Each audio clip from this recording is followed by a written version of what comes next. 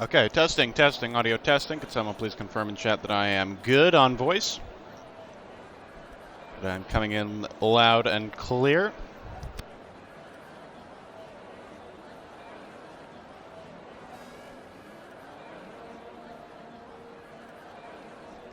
Loud and clear, absolutely wonderful. Thank you very much for that, Ardell. You can go out for qualifying now. Okay, we're here. Welcome, everybody, to another Breakout Racing League round today. Season 6, round number 12. We come back to racing action here after a week-long break. Well, I suppose it was technically 2 weeks long, but we had an off week. We'll put it that way. After a sensational race at Spa-Francorchamps in round 11 that saw victory go to Chandler Seita in the McLaren quite unexpectedly in just his first full-time drive as a full-time McLaren driver. And he's here again today, hoping to defend that, although it'll be quite hard here at Monza. As you can see, we're here in Italy at the Temple of Speed, and it's very much a power track. It's going to favor mostly the cars with, well, whoever has the best engine. The Mercedes power guys, the Mercedes Racing Point and Williams, they're going to be the favorites for victory today. They're going to be the ones to watch out for. While the championship leaders and the Red Bulls, with their Honda power units, they're going to struggle quite a bit here. Some quick notes from last week's race before we get into Q1 in earnest here. Last week's winner, as I mentioned, was Chandler. Second place went to Taylor Clan in the Red Bull, and actually Taylor took the championship lead last week by 2 points after Ritzy failed to show up to Spa. BRL Phantom, who filled in for him, didn't score any points in his stead. So now we have a new championship leader right before the summer break, and we'll see how that evolves in the last 6 rounds of the season. Another storyline to watch out for, Racing Point and Mercedes. Their battle for second in the Constructors' Championship in the last 3 rounds has swung decidedly in the favor of Mercedes as they've really gained momentum. Here we go, Mitchie 950 in the Ferrari. He's going to be the first one to start a flying lap here in Q1. So we'll use them for an onboard and a little tour around the Autodromo Nazionale Monza. Pretty simple track, but we'll go through it anyway. Big braking zone here down into turns 1 and 2. The Red Ophelia chicane, very tight, but one of the best overtaking opportunities on the track. Hard to go side by side, but easy to get by in the massive braking zone. Big acceleration now, and into the subtle right-hander of the Curva Grande. Looking pretty smooth so far. And now into the middle sector, starting with the Delarage chicane, turns 4 and 5. Easy to get caught out on the exit with the right-hander curb. But it looks like Mitchie's navigating it well so far. Through Lesmo 1 now, 5th gear corner. You got to keep the speed up as much as possible, but without making that rear slide out. You've got so little downforce on the setups here at Monza. Through Lesmo 2 again, looking pretty good. You want to hug the inside at the apex, but don't want to go too crazy with it. Now down this DRS straight, the back straightaway into the Ascari chicane, possibly the most challenging set of corners in the entire track. 8, 9, and 10, they're the curves that can be absolutely deadly in that part of the track. BRL Neymar already setting a time of a 1 minute 19.962. BRL Ardell following in the Williams with a 121.65. Naturally, the AlphaTauri is going to be a little higher up the pecking order than the Williams car, despite its inferior power unit. Now here comes Mitchie. He should be able to beat both of them. But no, it's a 120.989. Well off the pace of Neymar, actually. He'll be hoping to improve on that quite a bit, I'm sure. And Sig Kiswato in the McLaren car, the 120.177, splitting Neymar and Mitchie, although he's in a faster car than both of them. So he should be able to surmount that. Ron Swanson, meanwhile, in the Alfa Romeo car. Starting at Spa, he replaced Broken Reptile, who's been dropped by the team. Putting in a 122.159 there, and taking the long way through turns 1 and 2 in the Styrofoam block runoff area. His teammate Zach the Beast, meanwhile, rattling in a lap time of 121.5. Alfa Romeo still dead last in the Constructors' Championship. They have yet to score a single point so far this season after 11 rounds. Comet saying no rain for this race on the forecast at least. Okay, looks good, looks good. Q1 started out a little overcast, it would seem, so I was thinking maybe rain towards the end of qualifying, but if it'll be dry, then that is what's going to happen. It will be dry, and we'll have an excellent, clear, sunny 27-lap race. But first, we've got about an hour of qualifying to get through. Starting with Q1 here, this is an 18-minute-long session in which everybody goes out on track to try and set a fast lap time. The top 15 from this session, or I suppose it'll be the top 14 since Dark Ice Racer joined late, and that'll glitch the game. DRT setting a 120.1, by the way, for third. The top 15, or 14 rather, from the session will move on to Q2. Q2, 15 minutes long, and the top 10 from that session will advance to Q3, where the final battle for pole will be waged. Now we're going to go to Ed Toronto. We're not going to go to Ed Toronto in that way because my spectator menu is already seized up. I don't know why. Shigo in the Mercedes. Fastest lap so far, 19.3. Ed Toronto is backed out of his lap. He seems to have invalidated it.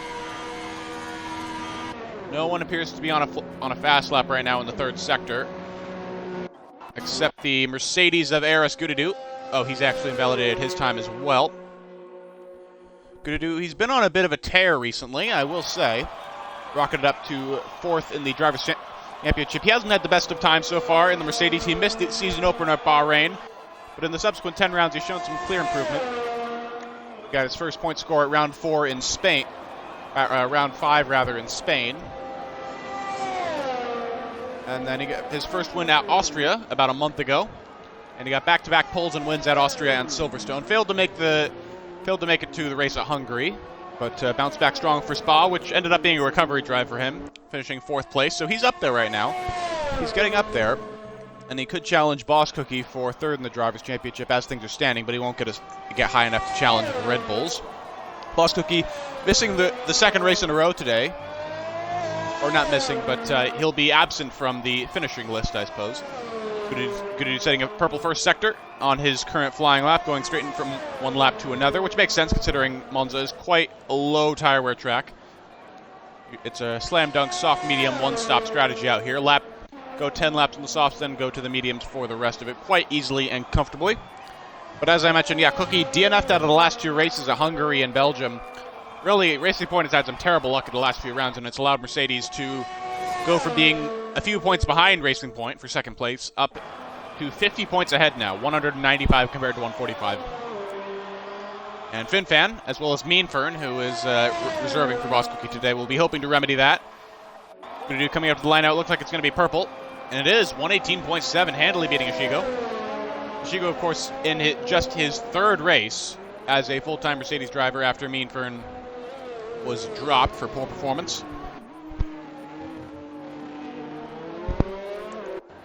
And let's see, hey Katra and the Renault are on her 2nd flying lap, actually, 119.3 up to 3rd place. Not bad at all from her. Let's check chat real quick, nothing going. Who's going to be next here? I don't believe the Ferrari is on a flying lap. No, that's Ed Toronto. He's on an out lap. So the next car will be the Racing Point, it looks like, of Meanfern.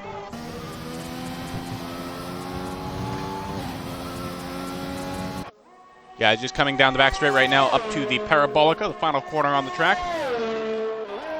Difficult turn to master, I will say. 5th gear corner for the most part. Got to try and maintain as much momentum as possible, but you don't want to float wide or your time's going to get invalidated. Or you could pull a Charles Leclerc, as Meanfern backs off, and it looks like FinFan is going to be the one to set a flying lap time after all. But he only goes P8. He's on the medium tires, though. So there might be a little bit of devil's strategy going on there. Trying to save his sets of soft tires for subsequent sessions. That's really the only time that you use the mediums in Q1 if you were trying to save your sets of the faster softs. But FinFan up in 9th. It looks like he could get into Q2 on mediums as it stands right now, but it won't provide him any advantage for the race strategy.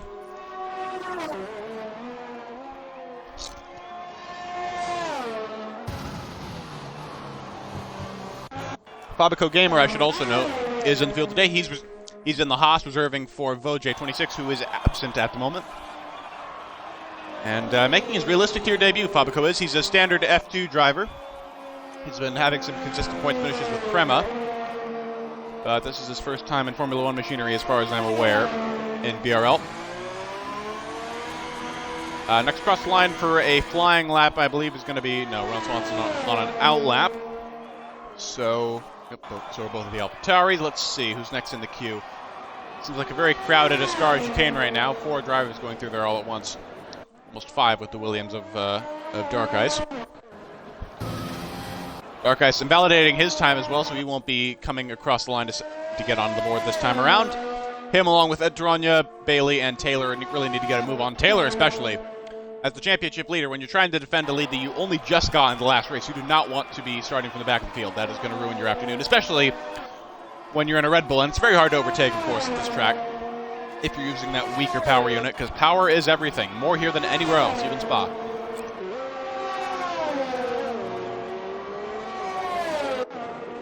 Taylor setting a time, though, 119.9. That's going to be good enough for 7th place. Ritchie getting 3rd, though, 119.0. Chandler just shot up to 2nd with a 19.0 as well. Very competitive against Ritchie. So Ritchie appearing to have better early pace here, but anything is possible. It is still early days. So I'll reserve judgment on that for now. Yeet Doggo in the chat saying go Fabico and Bailey. And both of them seem to be a little bit troubled right now. Fabico slowest of the time set so far with 122.4, but Bailey actually just starting a lap time right now. First time he's been out on track in proper terms.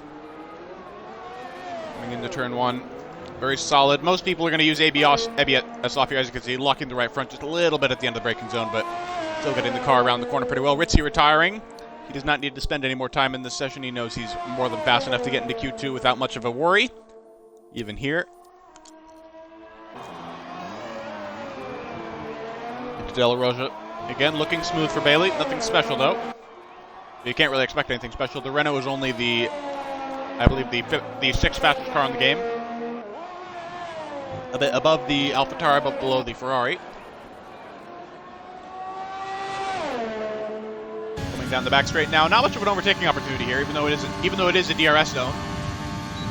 The straight is usually just a little bit too short and coming off too fast of a corner to be that good of an overtaking spot, especially since the braking zone for Ascari is so unaccommodating to more than one car at a time.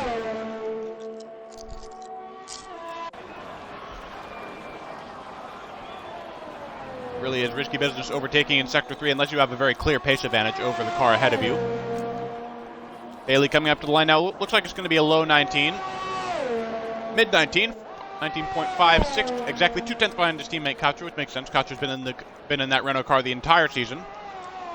Bailey just recently coming in after Hungary to replace Ardell, who unfortunately finished out of the points on his last outing with that team. He's been knocked down to the Williams team since, although he does at least still have a full-time seat. And his teammate, TTM Stenner, is absent today. Dark Ice is a reserve. That is something to be noted. And let's check on Dark Ice real quick. The Williams driver trying to, I believe this is his 3rd attempt. After joining the lobby late, this is his 3rd attempt to set a flying lap time, but he's moving over. He said on in-lap, did he invalidate his previous time? That might be possible. By the way, he's letting everybody by. And this is no way to start or finish a lap, quite obviously.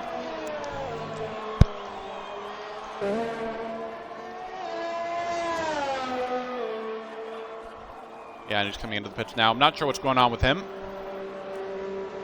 Maybe he just feels like it's not worth his time to try and get a Williams into Q2. But hey, George Russell's been doing it a ton this year. Actually, I don't think George Russell's been eliminated once so far in Q1. Very impressive stuff from him this year so far in real life. Although, naturally, the Williams race pace is still quite poor.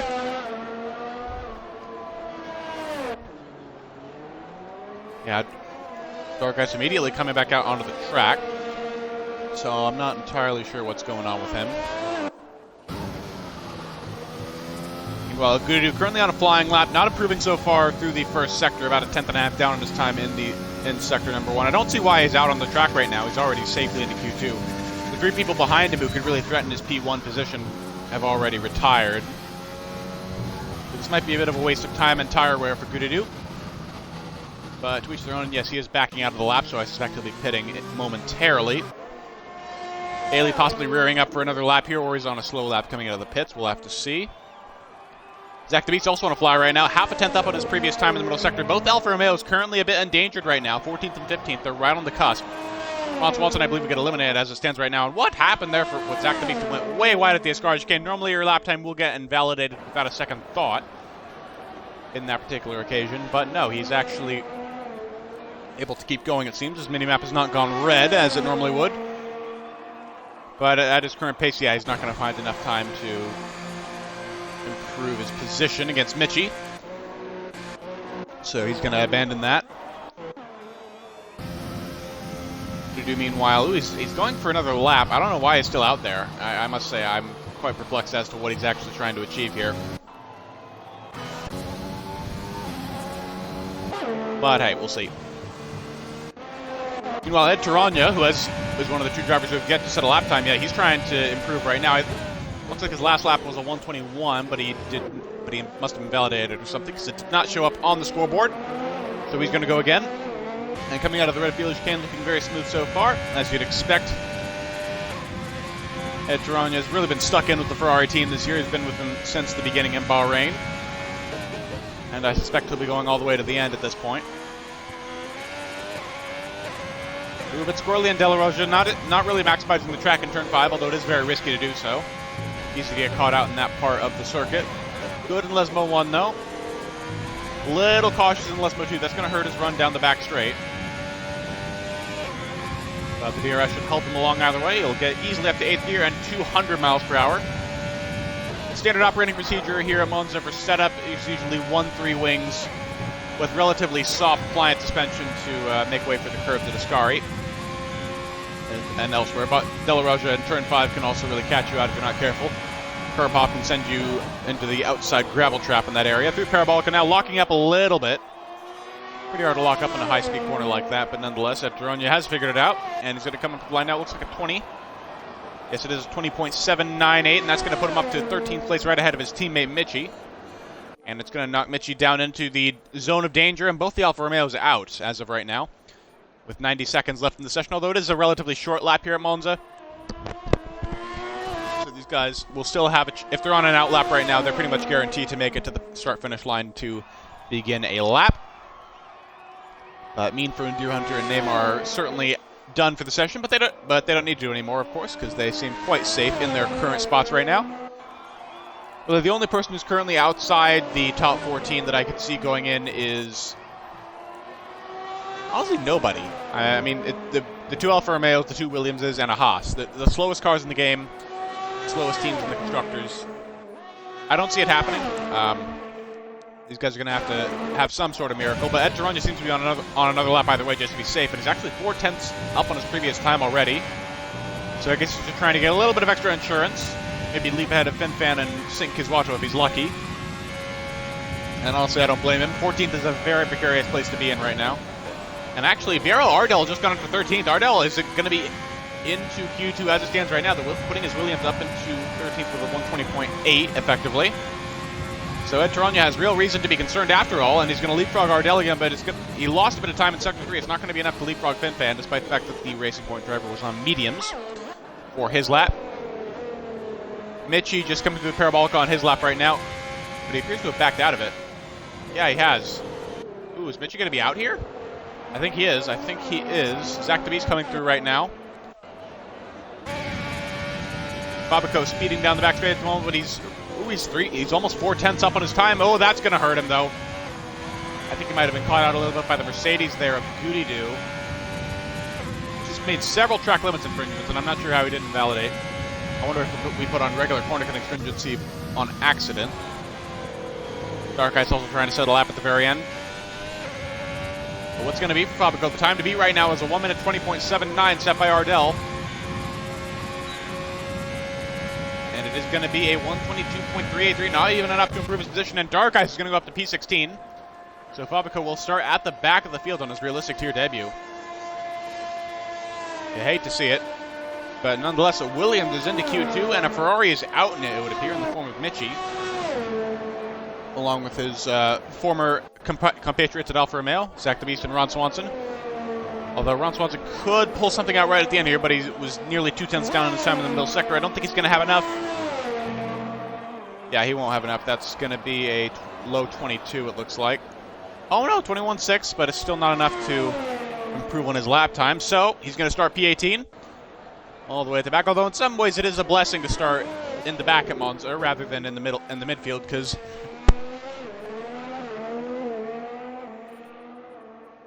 and I suspect we'll see that quite a lot at the start of this race. But here's your order. It looks like Michi will be eliminated again, along with Dark Ice, Zach DeBeast, Ron Swanson, and Fabico. Actually, Dark Ice has time for another lap here. Hold on a minute. Let's watch Dark Ice Racers. We see he does have another chance. He made it to the line in time at the end of his last lap, so he could have a chance to beat his teammate here. It is going to be difficult, though. He has 0.3 of a second to make up. Ardell just finished his last lap. He failed to improve. So the bar is the same. Oh, he's way behind, though. Yeah, I think he might have backed out of that in the first sector. It was a late call.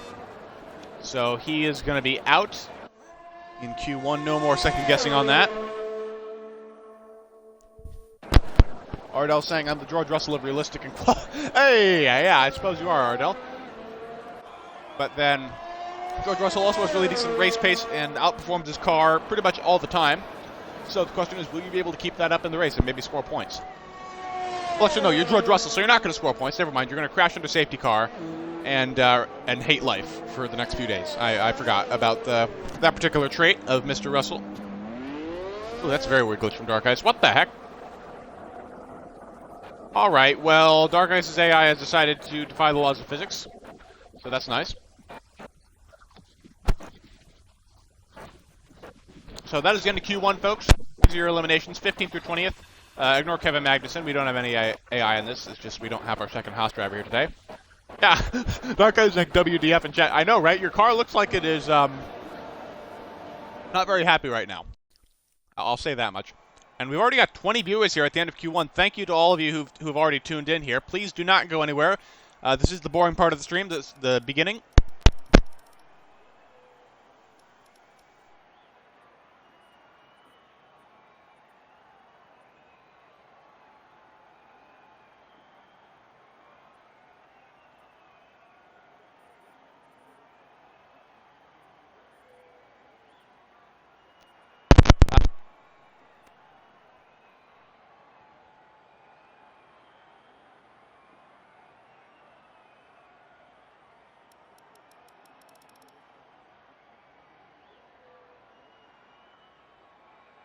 Go.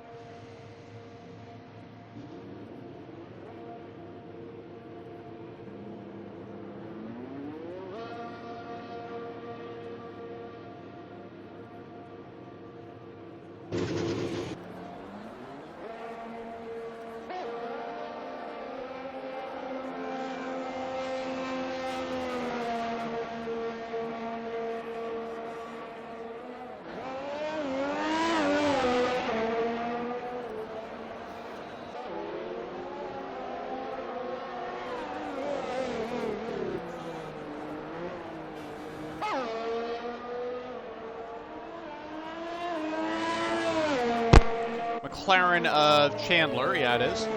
Wonderful, he's coming through Lesmo 1 right now, so we'll watch him as he is, again, the first lapper of the session.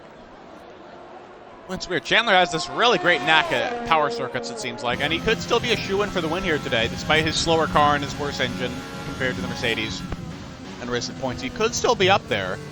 I will say, you never count this man out. Chandler is an F1 esports veteran, so you do not want to write him off no matter what kind of car he's in, no matter what kind of situation he's in, and no matter where he qualifies on the grid. He has the potential to surprise you at any given occasion.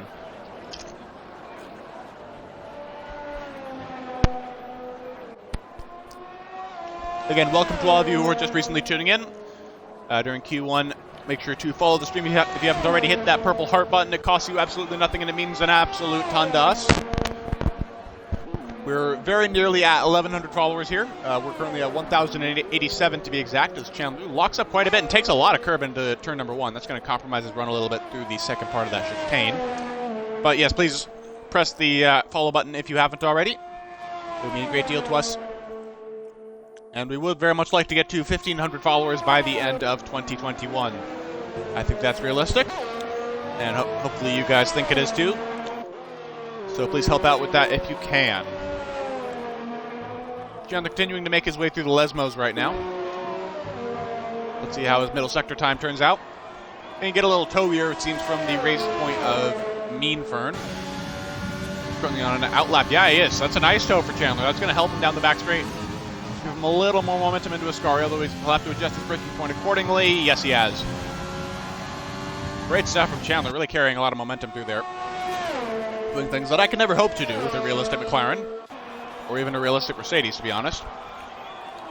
Coming into Parabolica now, looking like a good time so far. Will probably be something around the 119 mark. And it is 118, just sneaking under it, 118.985 from Chandler. That is the benchmark time. Some other people coming across the line as well. Bailey with a 19.9. So almost a second behind Chandler, but still respectable considering the pace of the Renault. Next up is going to be an AlphaTauri. I believe it's going to be Neymar. Coming up to the Parabolica right now. Yes, he is. On the medium tires, no less. Neymar is actually trying the medium gamble. What do you know? But it's going to be really hard for him considering the pace of the AlphaTauri relative to the rest of the field. It'll most certainly not be easy for him to pull that off, even at a track like Monza. 120.916, and Ardell slotting in behind. He's on the mediums as well. I don't know why a Williams would ever attempt the medium gamble. And it's not like he needs to save his sets himself for Q3, because there's no way he's getting into Q3, period. Sink Kiswato coming across the line, 111.8. He can't even beat Neymar on mediums. So Sink will probably be a little bit disappointed with that. Mitchie getting a 21.8 on the mediums again. I don't think he has the pace to get into Q3 on those either. So I suspect he'll come back out on the track later on the soft compound.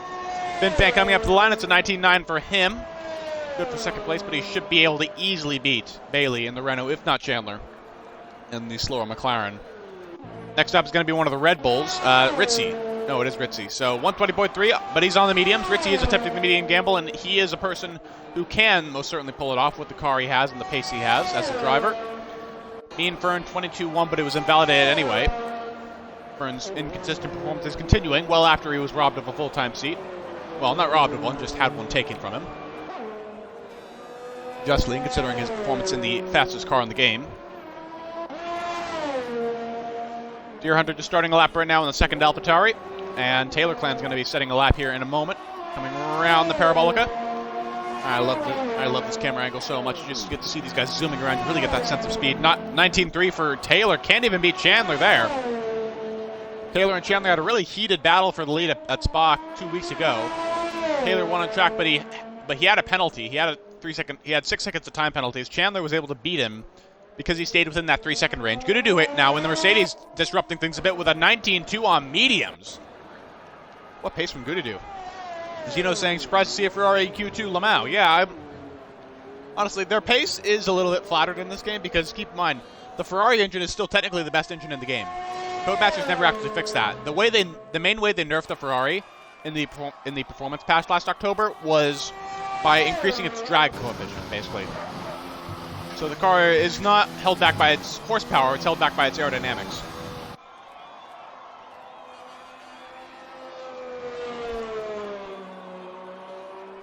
But yeah, that's a stellar lap from Gudadu on the medium compound. Now then, Deer Hunter is going to be the next car to set a lap time. He's currently coming around the Parabolica once again. Oh, I love saying that. And now up to the line. It looks like a low 19 from him. No, a high 19, 19.8, and that's going to be 5th place for Deer Hunter, and that should be pretty solid for right now, but there are a few people who initially went out on mediums that could usurp him.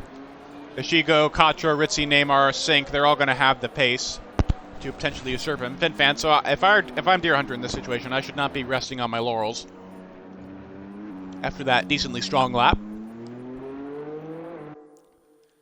Speaking of Ishigo, in the second Mercedes car, he's on an out lap right now, just came out of the pits. And we'll revisit him soon.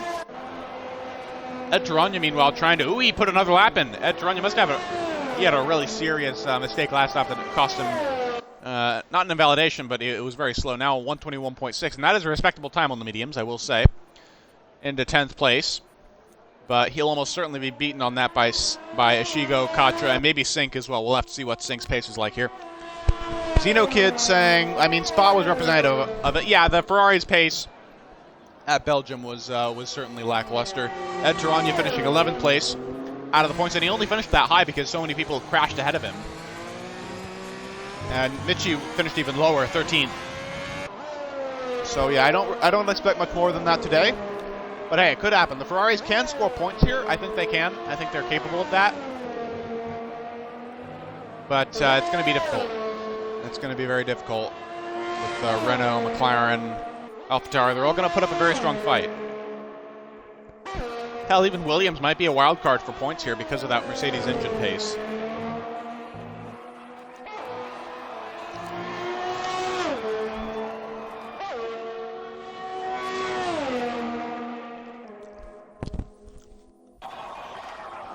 Now then, ooh, Ishigo's backed out of his lap. Hold on a minute.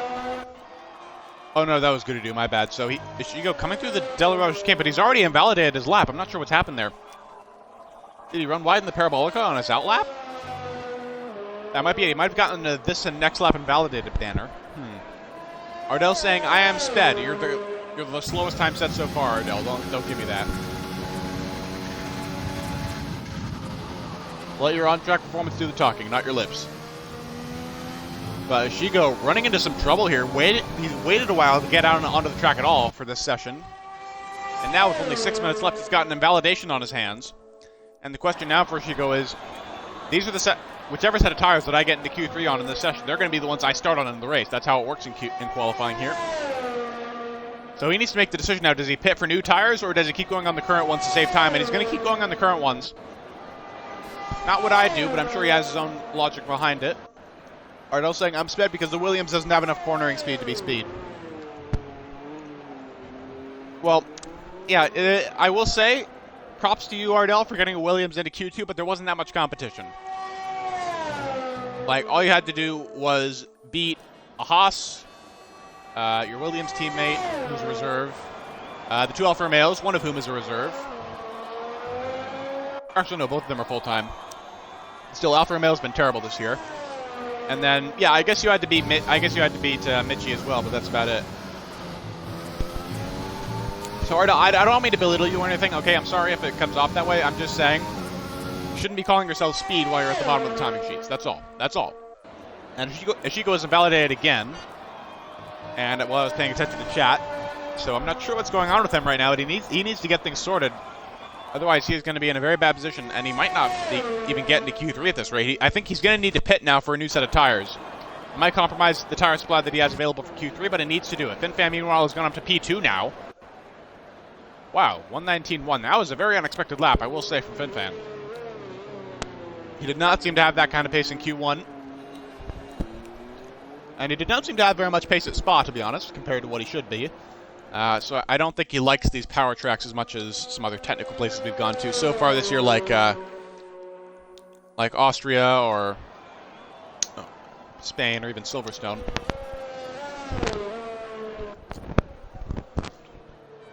Dark Ice, my internet is having a bad day today. Some days it's perfectly fine. And oh, I see. So yeah, we're gonna have to watch out for you being a lag machine then into turn 1. Oh, we don't need that. Come on. In the meantime, FinFan just meandering around the track. Not much else to watch right now, though. Katra just starting a lap right now in the Renault, so we'll watch her as well. We'll watch her, I suppose. Bailey failing to improve on his previous time in the other Renault, 7th place with 119.921. As I'm seeing it right now, I think Ritzy, Neymar, and maybe Michi, they can all easily improve their position right now by abandoning the medium gamble and going on to softs. I mean, Ritzy can even improve it on the existing medium set, probably, considering what Gududu's been able to manage. So, I think Bailey needs to be worried right now. I think Deer Hunter might need to be as well, because, like, Deer Hunter is right on the edge right now. He's on the precipice between safe and not so safe, like, safe and at risk. Shift saying, rip, yeah, to Dark Ice's internet. Yeah, it does not seem like a pleasant situation for you, Dark Ice, and my condolences to your race in advance, because I suspect you'll have a disconnection or two. FinFan retiring now after that superb lap. And Katra just invalidated her lap as well, so something's going on here with Ishigo and Katra. They're just not finding the pace that they need to. Ishigo's already back on track, so we'll have a couple of chances here on this new set of soft tires to put in a proper lap and get into Q3. Dark Eye saying, no, it's different. I don't lag. I still have 30 mil ping, but my Xbox with the F1 game on my internet doesn't match, so it does weird things. What do you mean by doesn't match? I don't really get that, Dark Eyes. Wait, what? Hold on a gosh darn minute. Bailey just put in a 19-0 P2, beating FinFan and Taylor? Wow, that's That's very impressive. I'm speechless. That's a lap out of nowhere for Bailey, and I don't think he's going to be worrying too much about getting into Q3 anymore. With that kind of pace, he's a contender for a top 5 start. Let's see what everyone else can manage. Neymar just starting a lap right now, as is his teammate Deer Hunter. So we'll come back to them soon. Ritchie just coming out of the pits right now for an out lap. Let's see what he's got fitted. Yeah, everyone's abandoned. Oh, okay, everyone's going off the mediums now. Even Gududu. Gududu is going off it. Neymar, Ritchie, Ed, and Mitchie and Ardell. So everybody now is going to get there, is going to put their big boy pants on and try to improve on their previous times on the softs. It's going to be an early Q3, I suppose. Balls to the walls a little sooner than we were expecting. But this is a very competitive field today, it seems. So it's nice. See, Zeno saying Bailey just goated, best teammate for Tier 2. Oh, Zeno, so you're a little biased, just a little bit. Okay, yeah. Dark saying, I don't disconnect from the session, so to me it's everyone disconnecting. Oh yeah, I've had that too. That's a game glitch, not a connection glitch. Yeah, that's a weird thing. Codemasters needs to fix their crap for this next game. Like, I swear, glitch-wise, if F1 2021 is as bad as this game has been, in terms of stability and general quality of life, I am gonna go crazy. Like, seriously. Ishigo said in his fastest lap of the session, by the way, 118.8. Finally, someone beats Chandler. What do you know? Neymar coming out to the line right now, but he's invalidated. Ed Taranya having a not-so-good time, I think, so far on his lap. Ritzy just starting a lap right now. Ooh, Ritzy got this next lap invalidated. Okay. So Ritzy could be in danger here. He could be in danger because he's going to be a sitting duck now. He doesn't have time to put in another lap time, so he is going to be possibly in danger of being eliminated here in Q2. That is going to be really detrimental to his chances at retaking the championship lead today. Remember, he lost at Belgium because he didn't attend the race, and Taylor got a podium. So it's going to be difficult. When I play on PC, I have zero problems. Well, Darkus, I don't know what to say. I honestly don't know. Seems like a really weird situation for you.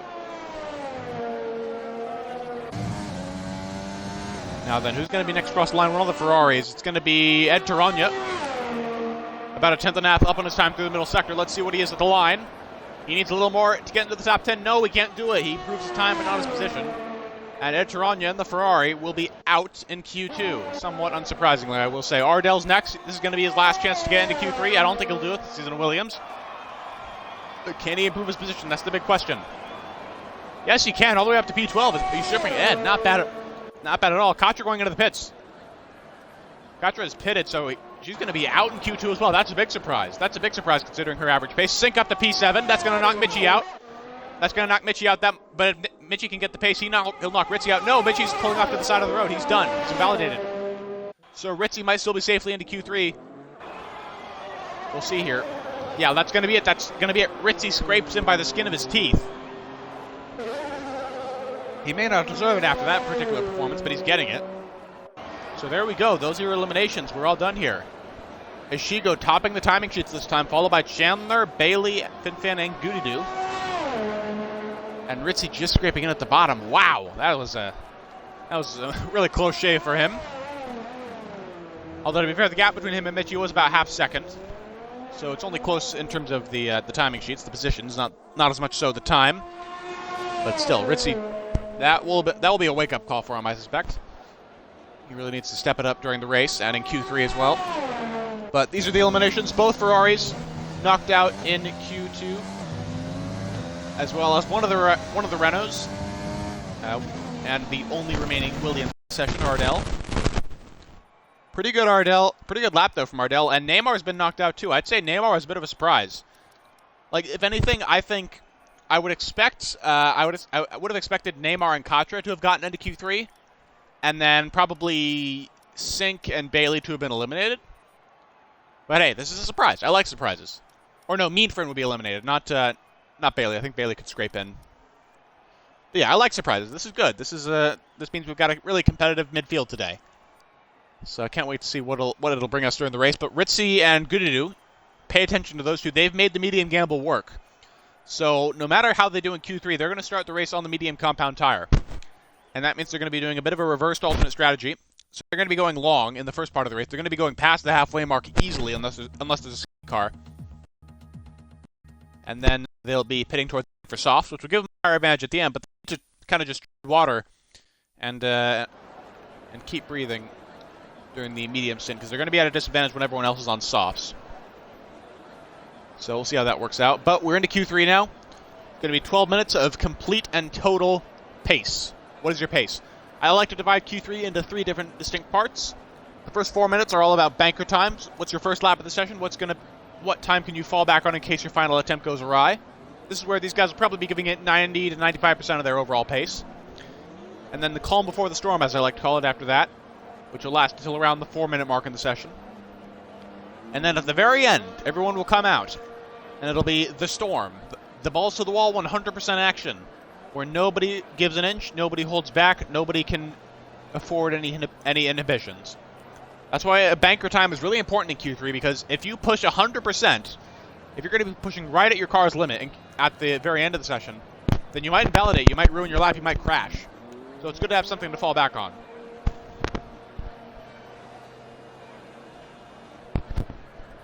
Zeno saying, F to Katra invalidations are terrible here sometimes. Yeah, I know, Zeno. I mean, Monza isn't really that challenging in terms of track limits. The only place where you really invalidate commonly here or get warnings is in Ascari. And even then, it's pretty uncommon. But, yeah, sometimes the invalidations, they can be, like, as draconian and arbitrary as Austria, to be honest. Like, it's weird. It's very weird, especially in Della Raja. I feel like Della Raja is really kind of conky or really wank in that respect. Turns 1 and 2 as well. In turn 1, if you take too much curb on the inside, you're done. That's a warning or an invalidation, depending on the session. So these guys will have to watch out for that. But everybody except for Shigo, who we happen to be spectating, has already gone out onto the track. So let's ride on board with Bailey. By far the breakout hit of Q2 after that amazing time. A 19.0 in Q2 in a Renault. After that all, let's see how he fares at the start of Q3 here, the banker phase. And we'll spectate his entire lap unless he invalidates, of course, in which case we'll just go ahead and transition over to the car behind him, which I believe is Sink Kiswato. Well, one of the McLarens anyway.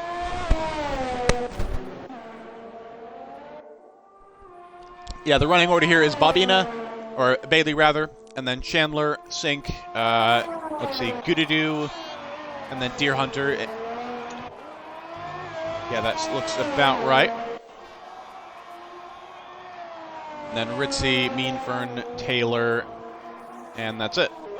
Or Ishigo, and then that's it. Ishigo mixed in with the guys on a flying lap right now. He's gonna have to be careful here. Yeah, okay, he's already let the other people past him.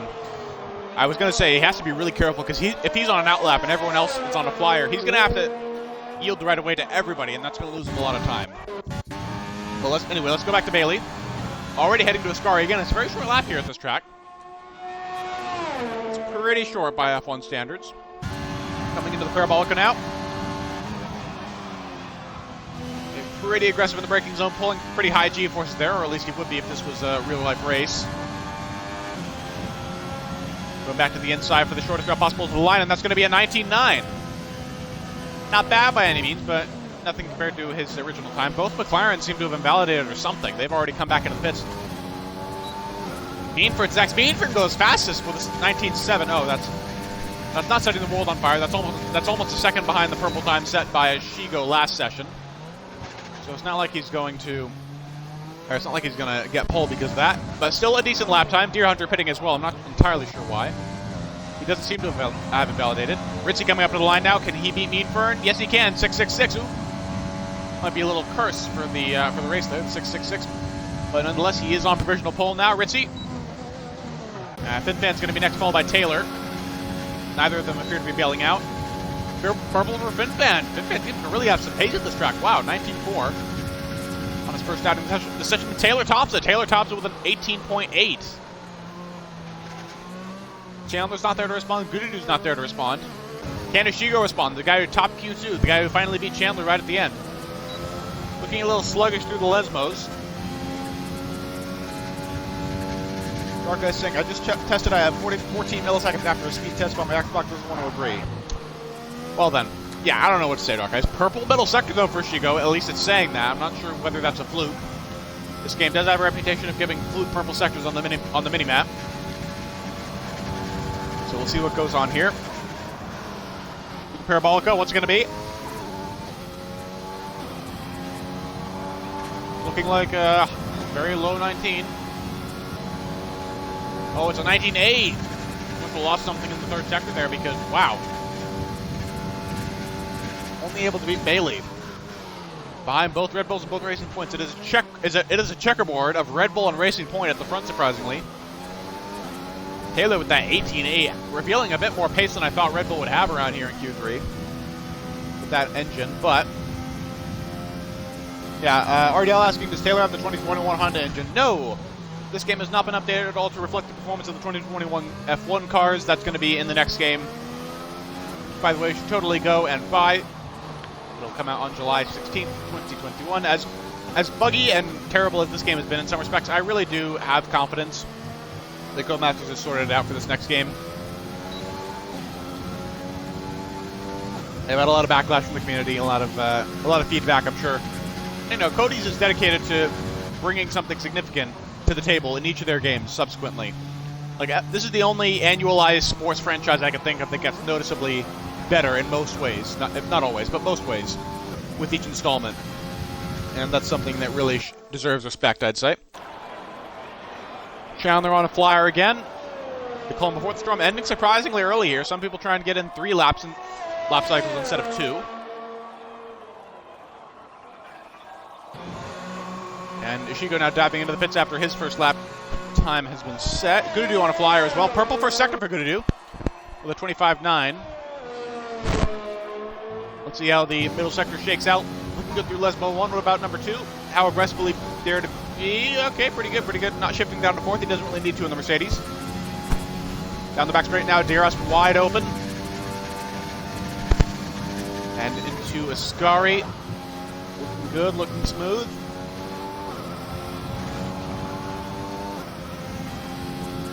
Looking very nice indeed through the Ascari chicane, but will he be able to beat the Red Bull of Taylor? That is a monumental time for him to beat there from the Red Bull of Taylor, the championship leader and defending champion of the tier. Gududu coming up to the line. It looks like it's going to be an 18. It's going to be an 18. It's going to be an 18.5 from Gududu. What a time. Impressive. Chandler gets it right up there as well. Chandler with an 18.696. That's going to be Taylor as well, so the Red Bull might not be as speed as we thought initially here. As they get knocked down not 1 but 2 pegs in the pecking order by the McLaren and the Mercedes. My gosh. Deer Hunter also improving up to P5 from a previous 7th, so not bad at all from Deer Hunter, going up to a 19.5. I believe Meanford just finished up a lap, but he failed to improve. Oh no, he's starting a lap. My bad. Chico on the pits. Let's see who's going to go out next. Gududu looking for his 3rd pole in 5 races. Some really impressive stuff from him.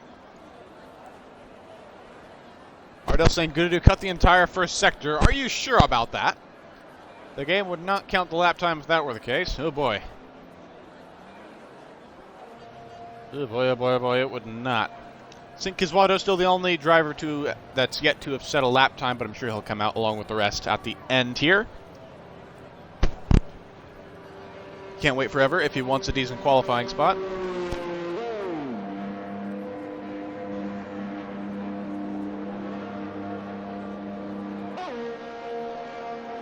And as you can see, Ishigo coming out of the pit lane right now, as is the Red Bull of Ritzy, trying to respond to the threat from his teammate and from Gududu.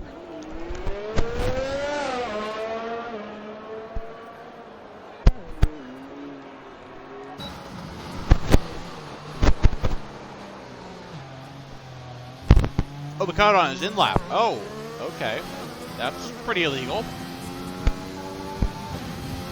So Gududu, the provisional pole sitter, has supposedly cut the entire first sector, the Red Apelio chicane, to be exact, on his in-lap to gain time and get back to the pits quickly. Now that is very illegal, ladies and gentlemen. So I suspect that'll be looked into with swift haste by the stewards after the race. We have a policy of not investigating anything during the race, as the reports only normally come in after the race anyway. So as of right now, Gududu should just go about his business, but he might have that to worry about later on. Bailey is going to be the first driver to start the final flying lap of the session.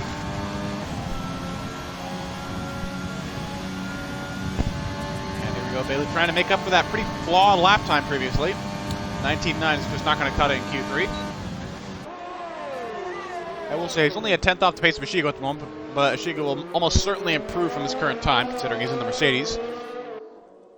The time he can shoot for, could probably shave a few tenths off, be competitive with Deer Hunter. That's what I'd be aiming for if I were him at the moment. But let's see what he can do. Through the first sector, already over 2 tenths up. Okay, not bad, not bad. Looking very good right now. I guess he made some mistakes in the first 2 corners on his last lap, because that's quite a lot of time to make up in a sector, or in a sector with only 1 braking zone. Through the Lesmo's now looking very aggressive. Pretty artful, actually, as he swoops around the Lesmo 2 and onto the back straight. BRL's to help him along around here, and into the Scar chicane now. Half a second up in the middle sector. He's on pace right now to beat Deer Hunter's time.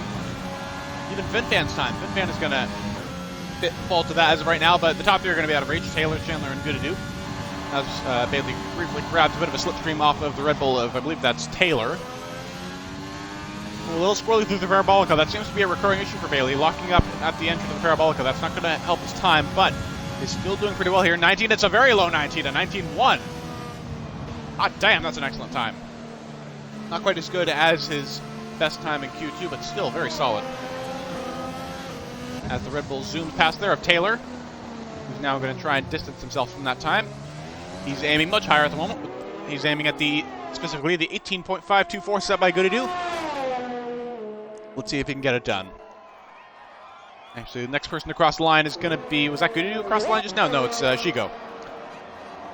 Shigo just starting a lap right now, as is Mean Fern. Oh no, FinFan actually... Did FinFan just come across? Okay, I'm a little confused now, but nonetheless, FinFan's on a flying lap right now.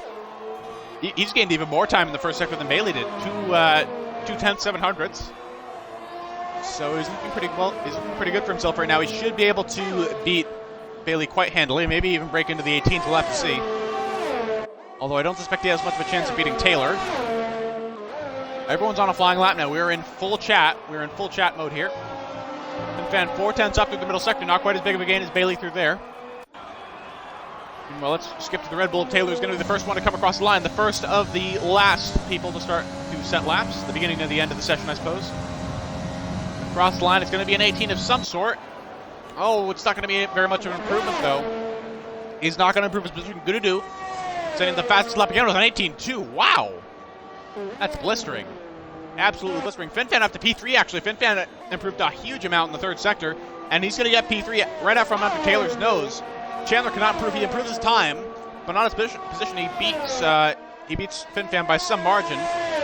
But Good-to-Do was a 10th out of reach. So Good-to-Do on pole for the 3rd time in 5 races. Bailey's done. Deer Hunter's going to be the last one to come across the line. What's it going to be for him? It's going to be a low 19, very low 19.3, but that's only going to be enough to beat Mean Fern. So there we go. Eris Good-to-Do on pole. Unsurprisingly, we knew he was going to be a contender. But now he is the champion of 1-lap pace at Monza.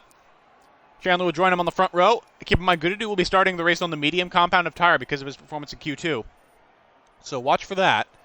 He's going to be a little slow off the start, I suspect, and that could give Chandler the chance to take the lead. Possibly run away with it. We'll have to see. You do not want an F1 Esports veteran to be out front in clean air. That is going to be nothing but bad for you and your teammate, for that matter. Ishigo starting 3rd for Mercedes. He might be able to do a decent start. If he can get a decent start, he might be able to get ahead of Chandler into turn 1. He has the potential to snatch the lead, certainly. FinFan 4th, not bad at all from him. He could be an outside chance to lead out of turn 1. Taylor 5th, Sink 6th, Bailey 7th. Ritzy, again, disappointing qualifying performance for in 8th. Beaten by his teammate there in qualifying. Not bode well for his chances to retake the championship lead.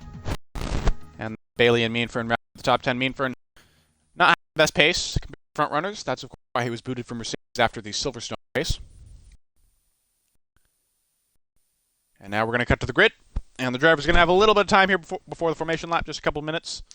And then we'll get going with the race. 27 laps around the Temple of Speed, and I hope you guys will follow the stream, if you haven't already, in anticipation of what we're about to see. 19 cars going head-to-head to etc. An all-out contest, and it's going to be all-out warfare, really, into turns 1 and 2. All bets are off into there, because the heavy braking zone, it's a wide track, but there's going to be 19 people trying to get into it at once. And it's going to be chaotic, as this track is known for. Turn 1, really the best overtaking spot on the entire track. You can get something done on the back straight if you've got a good run, maybe into a Scari if you've got a really distinct pace advantage. But honestly, that's kind of rare. The 2 best overtaking spots are the Realisic and Della Rosa chicanes. Turns 1 and 2, and then 4 and 5. So we're just 10 seconds now away from going to the grid. And again, your top 5 is going to be Gududu, Chandler, Ishigo, Finfan, and Taylor.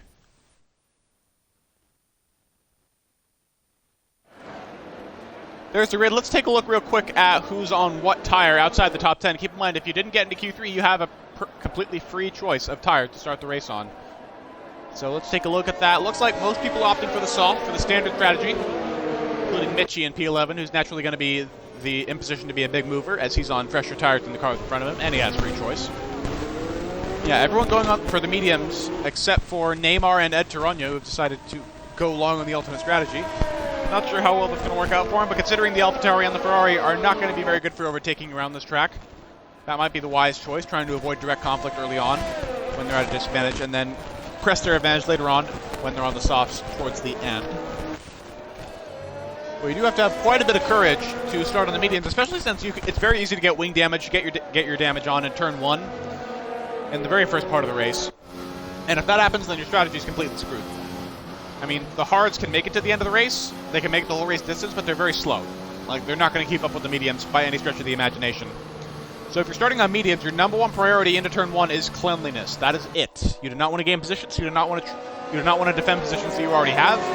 You just want to survive. That is all. But as for the guys on softs, they have a little bit more of a fallback plan, as they'll still have the medium compound available to them if they get damage. So they might be a little more aggressive, especially the man in second place, Chandler, who's going to face possibly a sitting duck up front. We'll see how good a start Gududu can get on those tires. But also a big threat from behind in the form of Ishigo.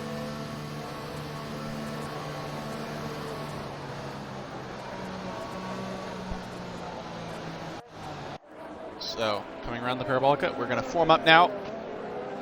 And the race will start in about 30 seconds' time. Don't go anywhere. The best is yet to come.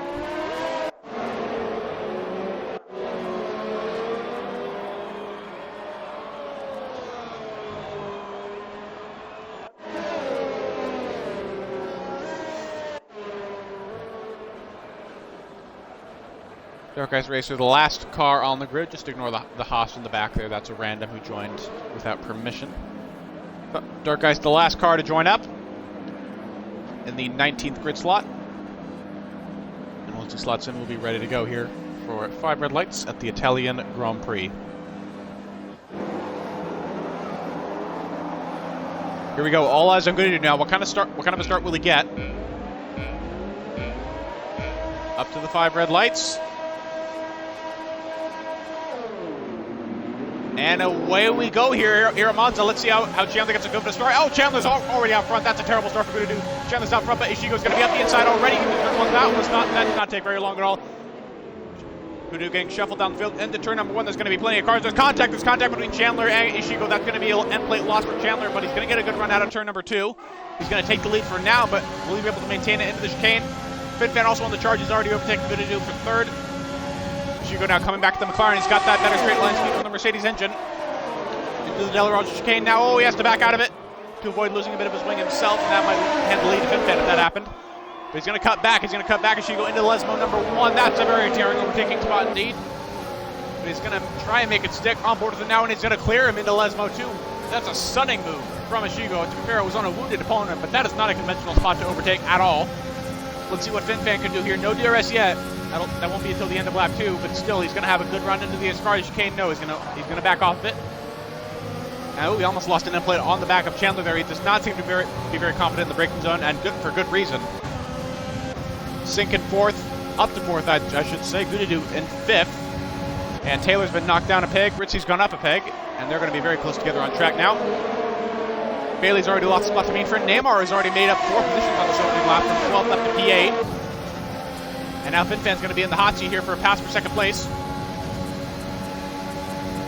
He wants to make the overtake here and fight for the lead. He's going to have to do it quickly.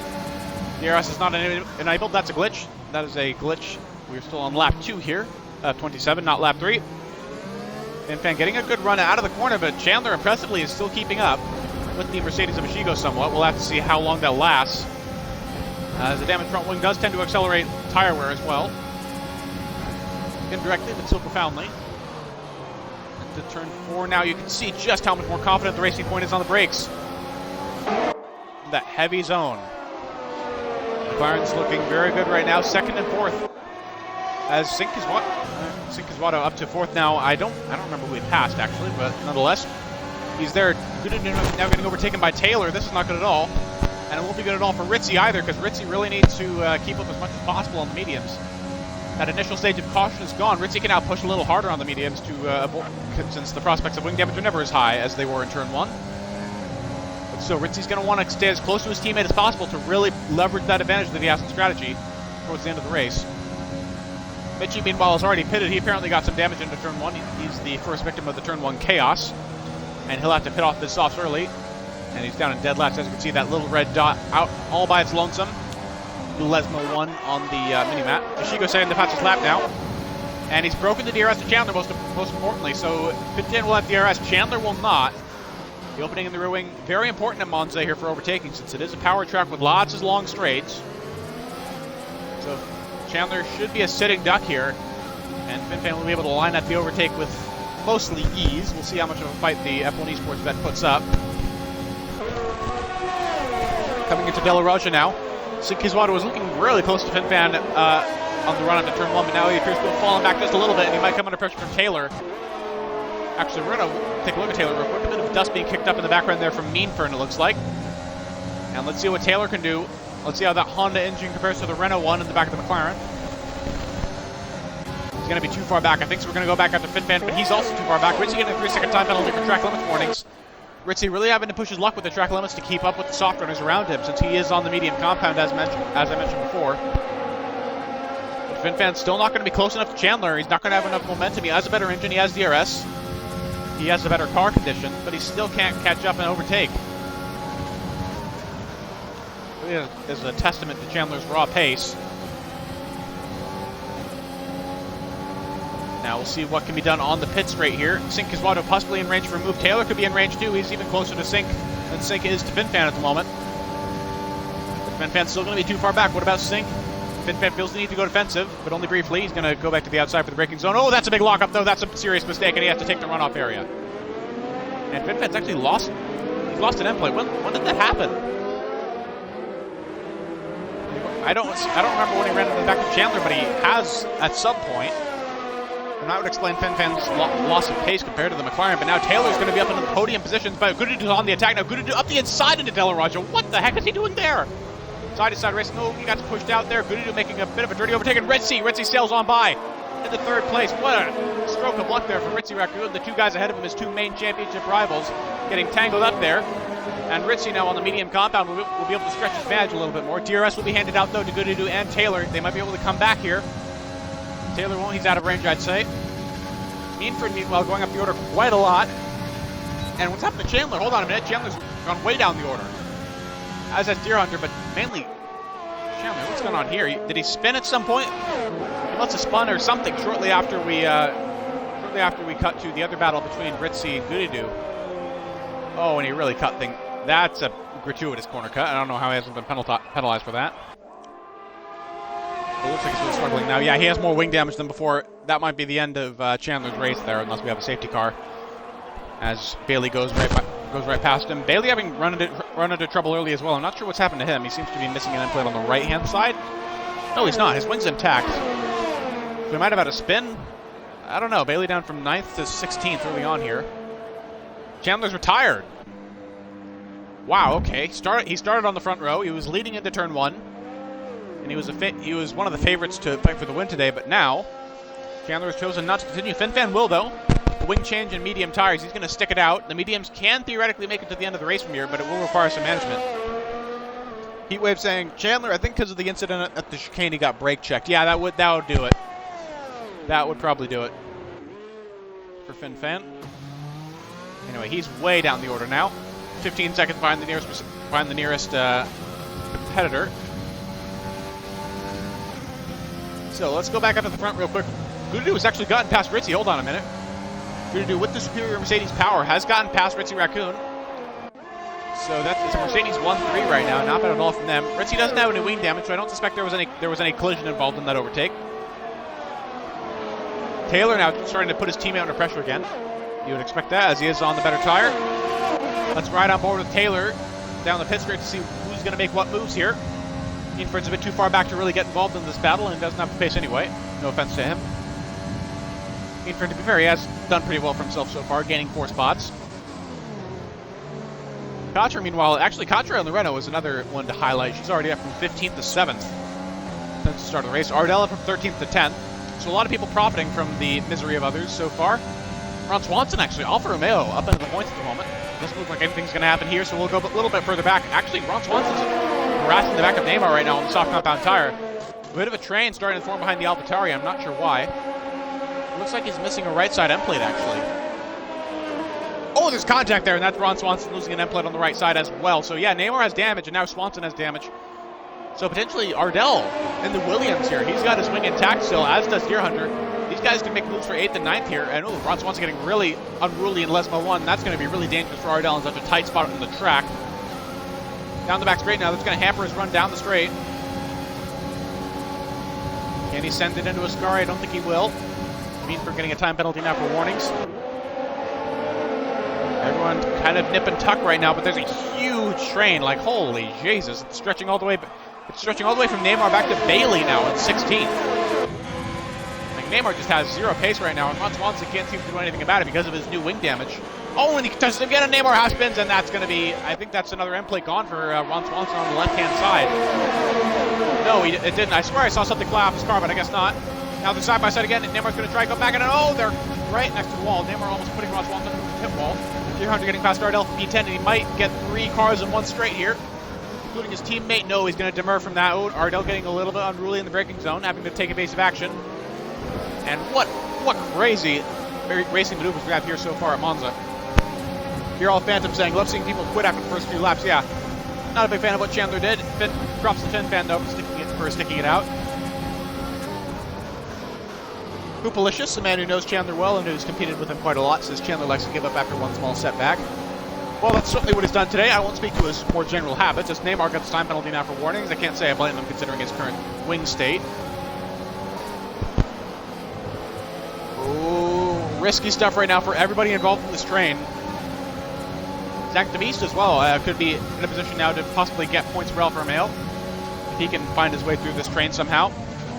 Ooh, that's going to be Neymar making a move on Ron Swanson again. He pushes him out. He pushes him past the track limits. That's going to hurt both of their runs to Ascari, but Deer Hunter has to check up a bit. Deer Hunter's going past Neymar now. Deer Hunter's going to make a move here for 8th. He's going to try and overcome the truly train that's formed here. And meanwhile, hey, Katra up in 7th. In case you're wondering how much these guys have been slowing each other down, Katra is already almost 10 seconds up the road from all these guys that are swapping right now. Ron Swanson up the inside of Deer Hunter, though. His battle is not over yet. Deer Hunter, Neymar's actually back ahead. Neymar is back ahead of his teammates somehow. Deer Hunter making a move on Ron Swanson. Should be able to make it 6th this time. And now Dark Eyes Racer, actually. Look at this. 3 wide into turn 1. The Williams is in the Alfa Romeo. What is going on here? Dark Eyes has just gotten himself involved as well, but he got overtaken by 2 people there, Ardell and Zach DeVeest, but he's still going to keep going. Zach DeVeest is getting a bit squirrely, and that's going to hurt him quite a lot. Really messy, chaotic, and supremely exciting and entertaining racing here. 2 AlphaTauris going side by side again into turn number 4, and this time Deer Hunter is going to come out on top, and I'd say that's going to be it for the last time. The AlphaTauri team battle would, I suspect, end there, as Deer Hunter will now have his work cut out for him once he catch up to Katra.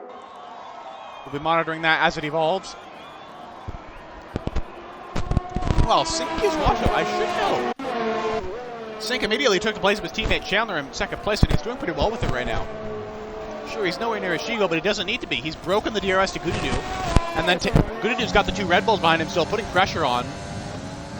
So really, he's in a great spot right now. I was not expecting Sink to find Sink this high up this race.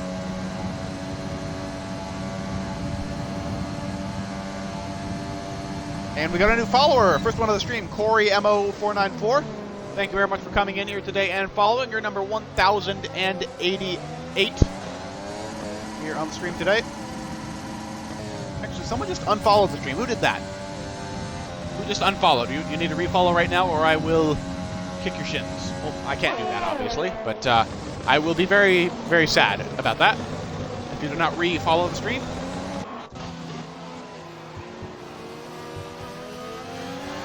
Katra really going after Meanfern, actually. It's not Katra that's going to be caught up to by Deer Hunter. It's going to be Katra catching up to Meanfern and possibly getting past him here. Let's see what happens. DRS down the back straight. We're going to have some more clean racing action in this part of the field, hopefully. There are some overtakes in progress going on for the back, so we should go back to this other stage. Katra might take a little longer to overtake the Racing Point car, considering the Racing Point's extreme straight line speed. We will continue to take a look at this train back here, and actually the train is splitting up a little bit. Ardell, Ed Taranya falling behind a little bit, and it's just Bailey, Ardell, and Dark Eye, or it's just Bailey and Dark Eyes now that are behind Neymar still, modeled up. Ron Swanson is pitted onto the medium tires a little early to alleviate his wing damage. So he's done holding people up for now. And actually Sink Kiswato coming into the pits now. Meanfern getting overtaken by Katra on the pit straight. There we go. Katra up into 5th place now with Sink's pit, but a net 6th. Not bad at all from the Renault driver. Phantom saying, meanwhile, I still drive after getting wing damage and hit in Tier 5. Phantom, we all know you're the GOAT, okay? You are a GOAT in the same way Mahavir Gunathan is a GOAT. You suck, but you never give up. Now then, let's go back to the wheel-to-wheel combat here further up the field. Fabico Gamer on the back of the Alfa Romeo of Zach the Beast right now for what is going to be 12th place at the moment. Sink, who's actually Sink, who's just coming out of pits. He's going to have a real challenge here in front of him now to make his way through this big fat train of people. Thankfully, he's come out towards the front of this train, but still, he's going to have a hard time getting past Bailey, I would suspect. So Sink emerging from the pit still in the points, which is very impressive, I will say. But if he doesn't want to lose time, and he needs to make this undercut work, is all I'm saying. He needs to make this undercut work on Ishigo, the leader, if he wants any hope of winning this race. Purple middle sector now for Sink. He seems to be putting in the effort here, putting in the lap time, even though he's getting bottled up behind some people. Taking care of Bailey pretty cleanly into Ascari. And now he's going to have a little clear air ahead of him before he encounters Deer Hunter, who I suspect will pit before he reaches him. Ishiko pits, the race leader's into the pits, as is Taylor. Ishiko coming out. How is he going to fare compared to Sink Kiswato? Is he going to get bottled up behind Deer Hunter? Deer Hunter down. Oh, Deer Hunter is pitting this lap. Okay, Deer Hunter's into the pits. So there isn't going to be anybody between Sink and Ishigo, two race leaders. And sure enough, Sink has gained quite a bit on Ishigo through this undercut. Looks like he's gained about a 1.5 seconds or so. So not bad stuff at all from the McLaren driver, but that might hurt him a little bit towards the end of the race. Taylor, meanwhile, coming out in 3rd, but Gududu and Ritzy have yet to pit, so we'll have to see. Taylor might be getting the undercut here on the other two drivers. Actually, no, he won't be getting the undercut on Ritzy because Ritzy's on a different strategy. Oh yeah, they're both on different strategies. What am I saying? What am I saying? Zeno Kid saying Ferrari dead last. Yeah, that is true. That is true, Zeno. But I will say Ed Taranya still at least has a chance here. He's on the tail end of the field. But Mitchie is completely detached at this point. And his tires are too old to really make anything happen. So I'm sorry about your driver, Zeno. But we all know Monza has been a cursed place for Ferrari in the last year or so. So I don't know what you expected. And in the meantime, let's take a look at Meanfern, who appears to be hanging on to the tail end of Katra, but he's going to pit now. Let's see who else is going to come into the pits. Will Bailey pit this next lap? Let's find out.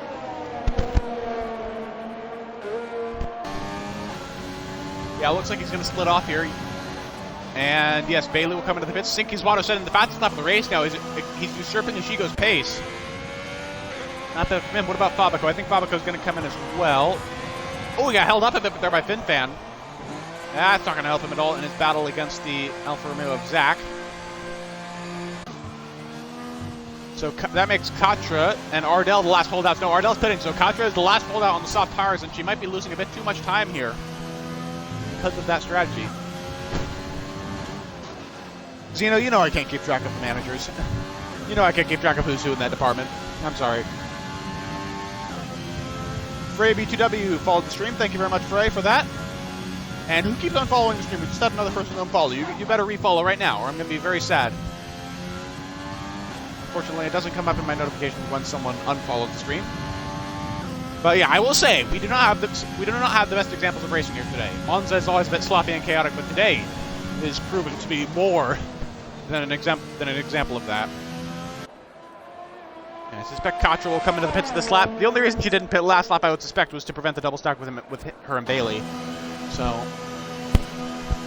yep, Katra into the pits now. And Eris Gudadu really being pursued still by Ritzy Raccoon. These two on the alternate strategy, of course. Starting on mediums, they're not going to be doing the pits for another 5 laps or so. So they really need to be keeping their pace up.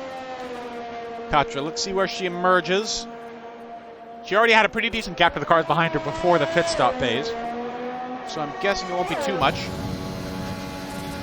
Oh, Vinfan's actually pretty close behind the Renault.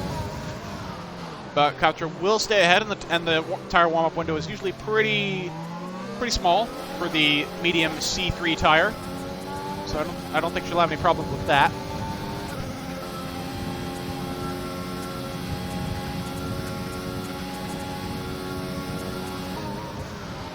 Now into the De La Rosa chicane. Yeah, Finfan can't even think about anything at this point. Although I will say he has done a good job of getting back past Meanfern with his pace on the medium tire. But the question is, can Finfan stretch those mediums to the end? He's going to be borderline puncture territory, I'd say, in the last couple laps. So we'll see how that pans out. But until then, we've still got plenty of entertaining battles for you up and down the field. Let's see, Neymar. Neymar on the hard tires right now. Of course, he had to switch his strategy up a bit because of the wing damage that he got. So he won't be doing mediums off. He'll be doing medium hard.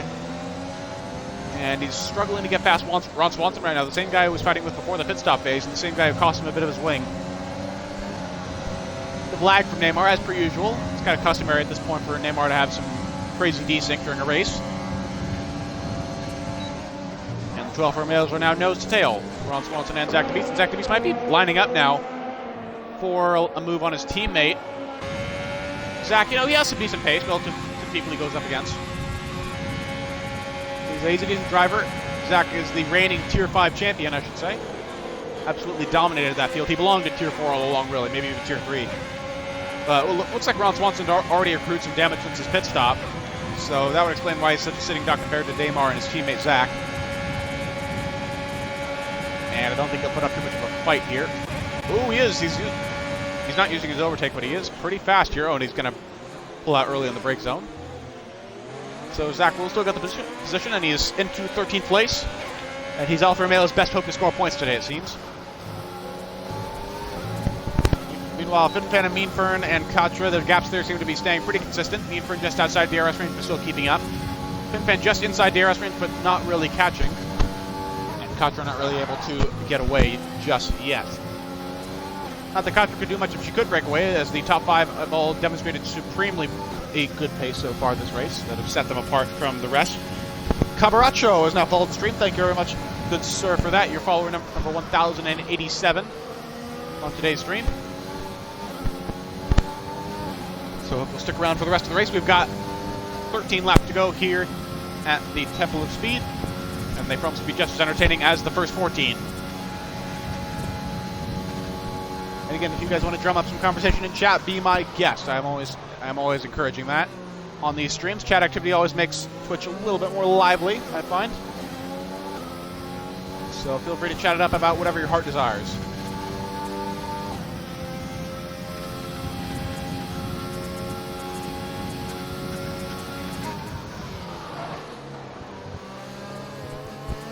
Now, Finfan appears to be falling behind Katra a little bit.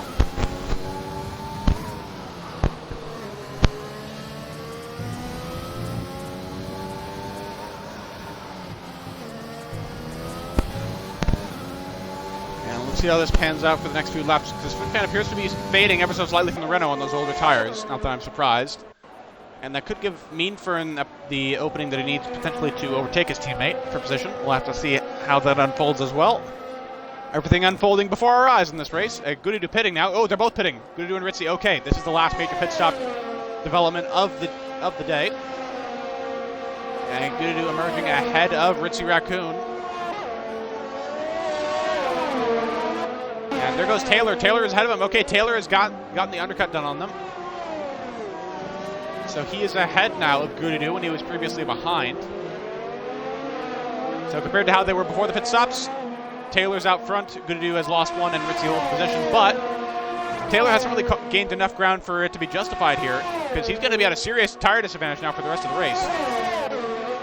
Gudadu and Ritzy pitting a little bit earlier than I would have expected them to, but still, they're going to have a huge advantage here, and I think Taylor might be a sitting duck. He may have made the wrong strategy decision here, and that might swing the balance of the championship power back in Ritzy's favor. Neymar and Dark Ice now going at it. Neymar being the victor, it looks like. He'll pass for 11th place, but he's still a fair way off the points. 11 seconds behind Bailey. And there goes Gudadu past Taylor. Taylor could put up a fight into a Shikari, but he doesn't have enough of a run. Horrible middle sector for Gudadu. He's got supreme pace right now. Now Ritzy needs to emulate that. Ritzy seems to be falling behind a little bit, if anything. Well, no, he's still there. I was looking at Gudadu's perspective there. But nonetheless, we're looking good for quite an interesting match, quite an interesting race here. And I'm jumbling my words a lot. Apologies for that. But nonetheless, a very interesting and entertaining race here today. And I hope you guys will, again, join me for the last 10 or so laps. And a racing point coming to the pits now. FinFan's pitting. FinFan is pitting off the medium tires. He didn't last as long as I thought he would, I will say that. And now he's going onto the softs for the rest of the race, but it's going to be a struggle for him to get back into the points, as it looks like he's going to be usurped by Neymar. Let's see, will he actually? No, he won't. He's going to be on fresher, softer tires than Neymar, and he's going to be just ahead of him, it looks like. How's it going to go into turn number 1? Oh, he's just going to stave him off. Neymar trying to get him on cold tires. Oh, and he does, up the inside. A bit of contact there, but oh, FinFan sticks around the outside. And FinFan will maintain its point-spanning position, and I think that's going to be it for Neymar. I think that's going to be it. Neymar will not really have much of a chance at points after that, as he's an absolute world away from Bailey. And the gap is only expanding there as he's on the harder compound. He really got his strategy compromised early on because of that crazy battle with the Alfa Romeo. He was a little too aggressive in the early stages, I must say. But let's go to someone who's being rightfully aggressive. Gudadu, Ritzy, and Taylor. Ritzy setting the fastest lap of the race, actually. Ritzy got out of his teammate Taylor while we were focusing on battles further back in the field. So Ritzy is now up into 4th place, and as of right now, as things stand at the moment, Ritzy will take the championship lead by 1 point. The only thing that is giving him the championship lead right now is the point for fastest lap. He should be able to get past Kiswato fairly easily, while Taylor will have a bit of a harder time at that because he's on the same tire strategy. But nonetheless, it is an advantage Ritzy at the moment as he looks to get on the podium after a no-show at Spa. And another man being aggressive right now, Aris Gudadu, of course, trying to get the 3rd win in 5 races from his teammate Ashigo. He's trying to get his first win for Mercedes after a strong performance at Spa. Will he be able to pull it off? Let's find out. 3.5 seconds is the current gap, but Gudadu is gaining at a rate of knots at the moment. So we'll see how long he can hold out.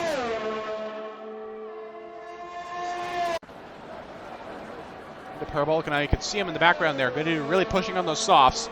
But if he pushes them too hard, he might wear them out a little bit too much. And he might not have anything left for his teammate at the end. We'll have to see, again, how that develops. Ritzy getting past Kiswato now for 3rd. Ritzy's into the podium positions. Sink has a time penalty advantage, but he's going to be gapped quite quickly, I suspect, by Ritzy. And now Taylor's mind is going to be on damage control. Ritzy has beaten him in the strategy game today, it looks like. Unless Ritzy makes a major mistake, he's going to have the championship lead after this. So what Taylor needs to do is, quite simply, damage control. He needs to get past Kiswato as quickly as possible, and it looks like he will. He's going to be right on the back of the McLaren, although we won't have that time penalty advantage. He's going to be at a disadvantage in that regard, actually. And he currently has 3 seconds of penalties. Ritzy has 6 seconds, though, so he's going to have to be under pressure for that gap. Sig struggling out of the Della Rocha chicane, and that's going to be enough for Taylor to go by into Lesmo 1. He did not need a second invitation there. FinFan setting the fastest lap of the race, stealing it away from Ritzy.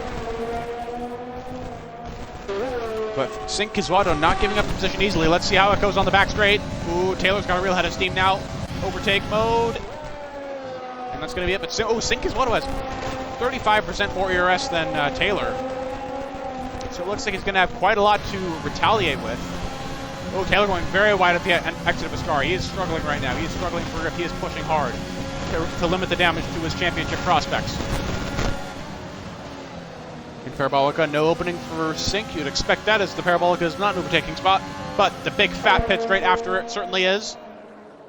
Let's see what the McLaren can do. Can he come back at the Red Bull with better battery management and a better engine and DRS? Yes, he can. He's going to be alongside. He's going to be ahead before the braking zone, well ahead before the braking zone by several car lengths. And this is going to be a titanic battle, I suspect, for fourth place right until the end. And I think it's going to be one the Sinky Swato will most likely win, as Taylor really struggling to get out of turn 2 there. Just keep in mind, Sink doesn't have any penalties right now. He's already a net 3 seconds ahead of Taylor no matter what. So the longer Taylor takes to overtake the McLaren, the less time he'll have to get that 3-second gap, and the more they're wearing out his tires trying to overtake. So Sink doesn't need to win the race here, he just needs to block him as much as possible. Sure enough, Taylor is not going to be in a position to threaten him on the back straight here. Just too far back. He's too far behind. Good to do now, closing the gap down to Shigo down to 2.7 seconds. It was 3.5 at this point last lap. He is really gaining right now. He is really pushing hard. Ritzy does not seem to be able to keep up with him. As Taylor gets another penalty. Another track limits penalty for Taylor as he needs to continue his battle with Sink. And that's going to give Sink some extra insurance now. And it could open up the possibility of a podium for Hey Katra. Or not a podium, but 5th place for Hey Katra. Katra currently about 8 seconds behind 4th and 5th, but if these two keep battling, the McLaren and the Red Bull, she could get quite a bit closer. And if Taylor gets another penalty, that's it. Katra has the position. And he'll lose even more ground to Ritzy. Overtaking Sink again into turn 1 is Taylor. We'll take a look at that now.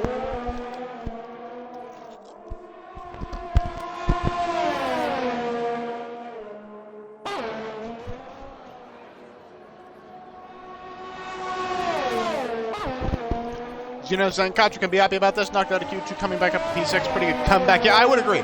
I think if Katra ends up getting 5th place off of Taylor for penalties, she's going to be, without a doubt, driver of the day. I'm going to say that right now. Neymar pitting looks like, yeah, he is pitting. Neymar coming into the pits. He does not like his current strategy, and he's going to go onto the softs for an attempt at maybe the fastest lap, but probably not points. Going to be way too far behind for points now, without a doubt. And he's going to have a ton of people to overtake. They will be sitting ducks, but they won't be enough to get him into the point-paying positions, I suspect. Now, Sinkiswato coming into the Parabolica. He is once again in a position to possibly re-overtake Taylor here to give him even more grief. We'll have to see. Can he get a good run out of the corner? I think he does. He's going to get a great slipstream here, and DRS, he's already gaining with overtake. That's what happens when you manage your ERS better. You get these advantages. You have more to attack with later. And he gets passed again into turn 1. This must be so frustrating for Taylor. Just having to sacrifice more tire life, more time, and more track limits warnings for the sake of this battle that really is just a game of stalling. Meanwhile, Hey Katra's actually falling behind Sink and Taylor right now, despite the fact that they're fighting quite hard. It seems that she doesn't have the pace really to keep up. So P6 will still be a very respectable performance from her, considering she gained 9 places in the race. But she might not get that extra. Sink gets a penalty. Sinkiswato gets a penalty now. But still, he's 3 seconds ahead of Taylor in that respect because Taylor got another one earlier on.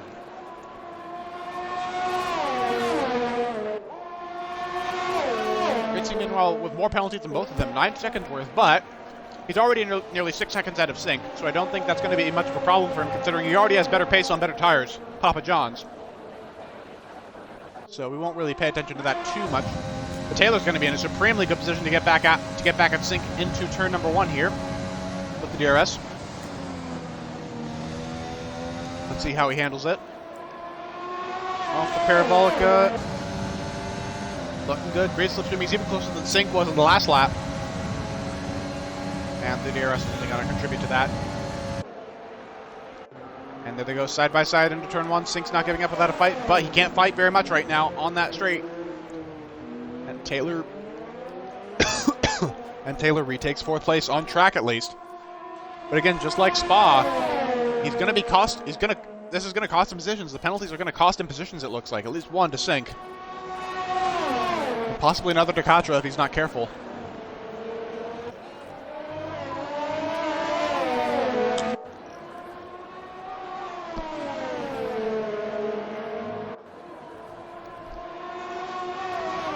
Meanwhile, we should mention the battle between Gududu and Ishigo is fully on now. Gududu's within DRS range, and look at this. The battle is really on now. The gap is less than a second. Gududu on the soft tires is right where he needs to be, knocking on the door of his teammate. Could he make a move into the Parabolica? No, he's going to lift off and wait for the pit straight. Oh, he's going to go on the outside, though. He's going to go on the outside, and he's going to pull away. That looked pretty early from Ishigo. That might have been team orders there.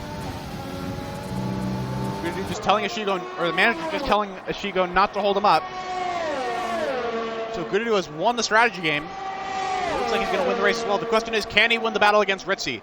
Ritzy has a ton of penalties right now, so I don't think he's going to lose the position to him on track, or in the steward's office rather, but on track he might lose it. The gap on that is 2.7 seconds at the moment.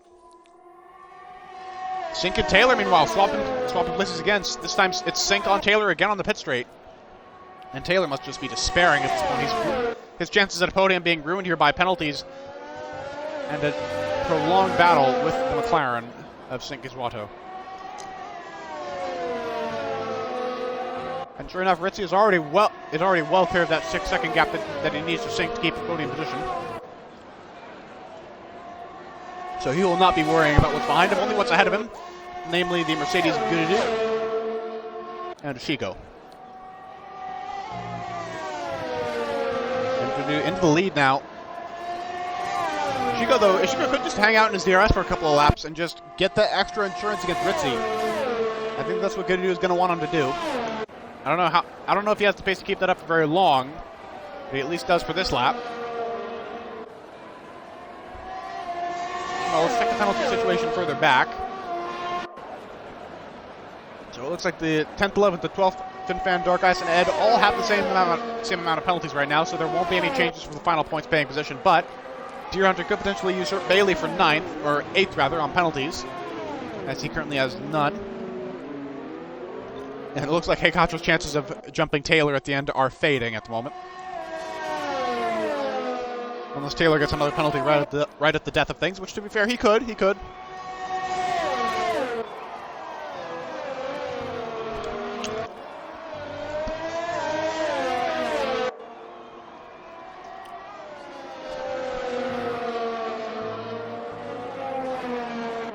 So let's take a look at the Sink-Taylor battle right now. Certainly the most energetic thing on track at the moment. Ardell currently battling with Fabico as well for 14th, but that's not for points. And Ardell has an absolute ton of penalties, as he usually does in these races. So he will not be getting that position no matter what. But he will at least keep ahead of Ron Swanson.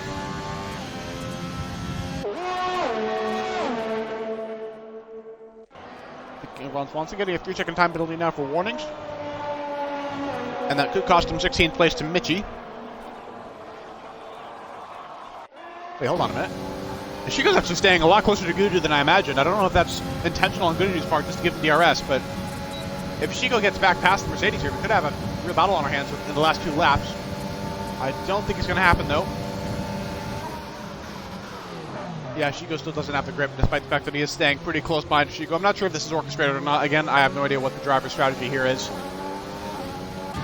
But nonetheless, that is what's happening right now. Sink Giswato gets past Taylor again.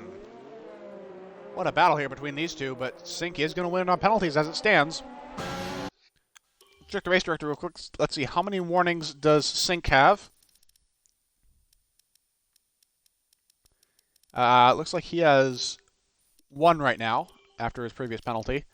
Taylor's on 1 warning as well. So neither of them are very likely to get another penalty.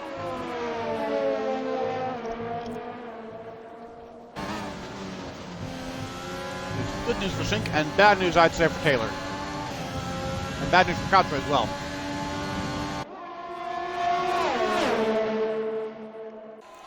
Now the race is winding down here. It looks like your podium 3 are going to be Gududu, Ishigo, and Ritzy in that order. Ritzy simply not having the pace late in the game here to catch Ishigo for P2. But it will still be enough for him to take the lead of the championship by a margin of let's see. Yeah, by a margin of 3 points. He'll be gaining 5 points, but he'll only be getting 3 ahead, as he was 2 behind coming into today. But a lead is a lead, and Ritchie has responded swiftly and promptly to Taylor's taking of the lead in Belgium with an alternate strategy that they got good pacing, and he ended up paying off. And his reward is a podium and plenty of points and first place in the championship. He'll just be cruising to the finish at this point on this final lap. Close enough to capitalize on a mistake from Ishigo, a major one at that, but none more.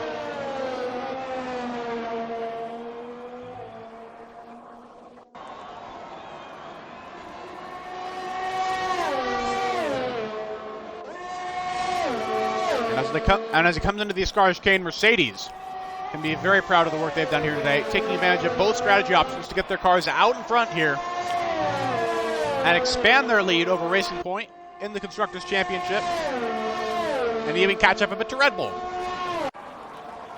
Here it is, Aris Guddu in the leading Mercedes on the alternate strategy. Ahead of his teammate DXD Ishigo, they're going to win today's Italian Grand Prix round 12. That is it. Give it up for them. Ishigo spinning into the wall in the ended celebration. Ritchie taking the last podium spot. Sink's going to be next. What a job he did holding off Taylor, both on track and on the timing sheets. He's done. Taylor's done. Katra's going to hold on to a solid 6th place after a disappointing qualifying. Driver of the day in my book. Very, very well done. Eanford's going to take P7. Solid performance from him, gaining 3 positions in the race. Bailey gaining 1 as well, but losing out to Meanfern, who he started alongside and ahead of. Deer Hunter P9 and Fin Fan, who could have had so much more today if it were not for an incident in the middle of the race. He's going to take the last points paying position.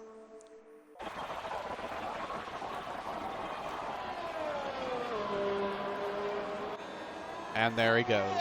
Around Parabolico for the last time. And across the line. Oh, fastest lap at the end. Fastest lap right at the end for FinFan, so that is an extra point. So he does at least get something extra out of today's race.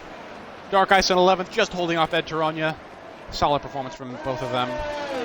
For recovering from their Q1 woes. And Zach the Beast 13th, Ardell 14th, followed by Mitchie, Zach, and followed by Mitchie, Ron Swanson, and Fabico. And that is it.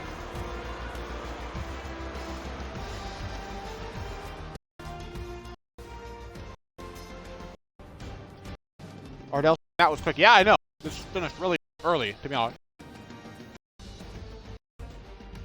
Normally these 3 go qualifying and race in about an hour and a half to 2 hours, 50 minutes at most. But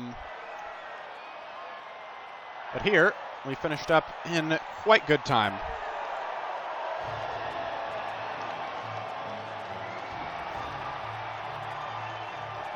But we're not done yet, folks. Please stay tuned for the podium interviews. And there is plenty to talk about here with our podium 3, Guddu, Ishigo, and Ritchie.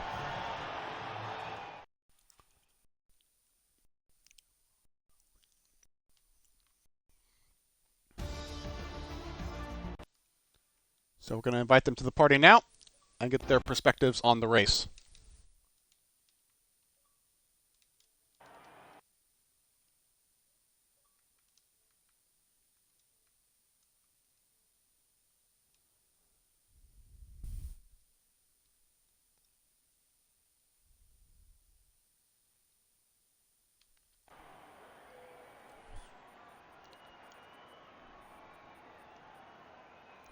All right, Ishigo is into the party. Please tick your box while we wait for the others. There's Ritchie as well.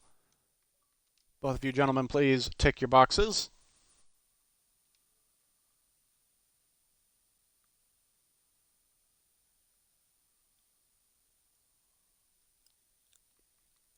All right, let's see. Is Guddu going to come in here?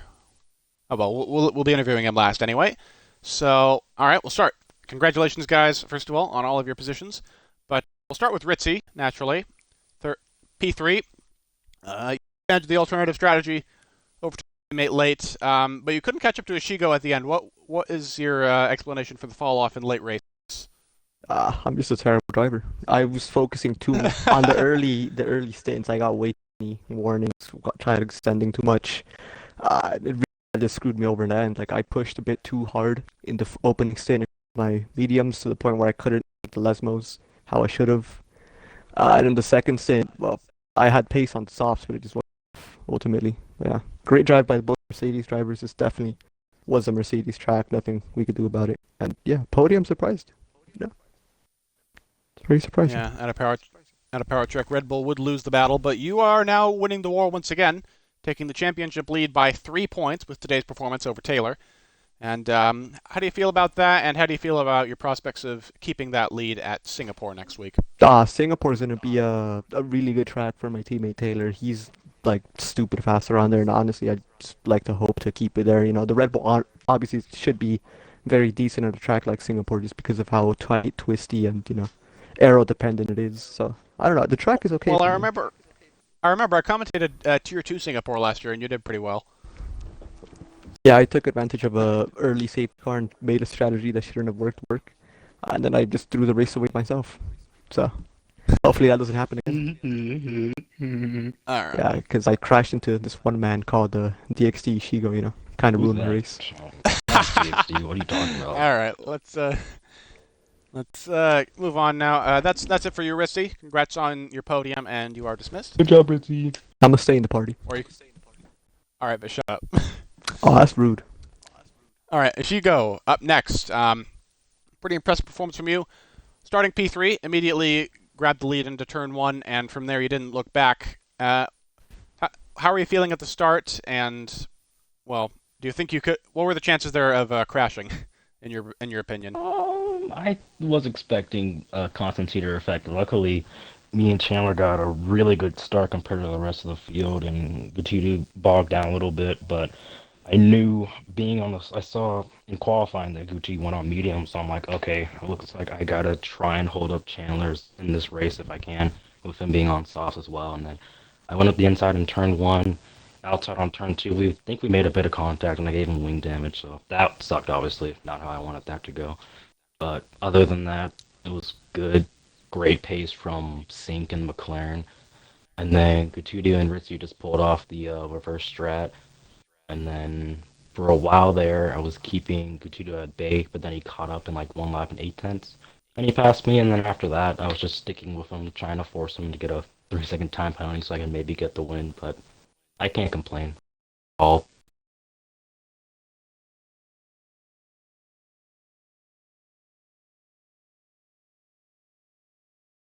teammate.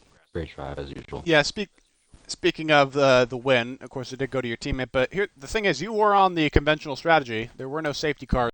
So how do you explain Goodadu's victory in the end? He's just good. Simple as that. If it was like someone, I don't know. If it wasn't Gucci, I don't think it would have worked, honestly, considering the roster we have for the Realistic. So he just did a great job, and there's nothing I could do. I was just happy to stick with him, because by then our tires were at the same age, so it was good to stick with his DRS and have him try and pull me along from Ritzy a little bit, just in case he came closer to us. Yeah, I saw that in the end. But I guess that was intentional. I was wondering about that during the race. But that's it for you, Ishigo. Again, congrats on the podium. Too bad you couldn't get the win. But nonetheless, good performance, and I'll see you next week. Yep. All right, finally, Goodado, our race winner. And as I mentioned with Ishigo, making the alternate strategy work. He says you're just goated on pace, but what do you think was the key to winning today? Well, it was a good victory, and well, Chigo had a good pace with the mediums, and almost before.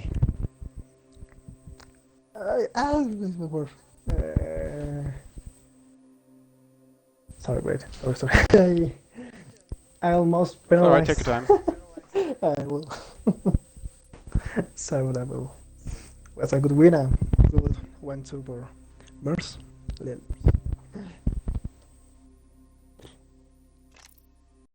Yeah, so, confirmed. Sheesh, course, someone's getting cocky. not only your third win, but also your third pole in 5 races. Starting from P1, you lost the lead into turn 1. How do you feel? How do you feel your start went, and do you think it could have gone any better considering you were on the mediums? Oh, I think very bad though because I tried to push everything and almost. So I'm bad at that. I'm bad at this. Sorry.